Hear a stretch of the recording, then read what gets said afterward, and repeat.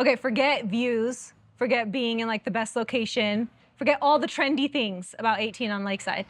If I'm buying a home here, how do I know I'm safe?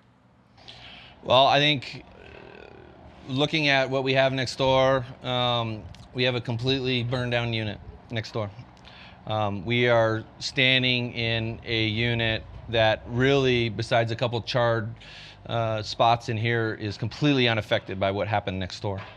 And so structurally and really aesthetically, you really wouldn't know that we even had something next door if it wasn't for the holes that the fire department had to put here to fight the fire from this side.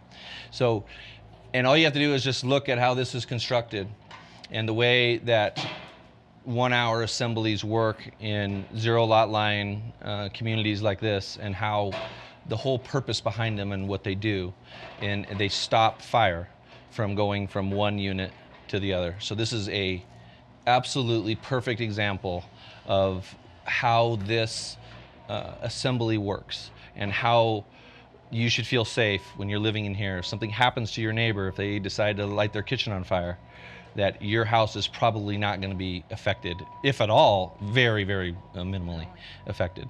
So this is the kind of stuff you don't understand when you look, but the quality of construction, the type of build, it matters. It does matter, and it matters all the way back from when the architects designed this stuff to how we build it is really what puts a stamp on this and makes it, makes you feel safe inside of these units. And so that, I would feel extremely safe if I lived in this. And you're right, we don't like to test these things. And obviously our intention was never to test this, but we wanted to highlight and showcase what happens if something were to happen here after we were gone 20 years from now. And this assembly doesn't change, it'll still be intact.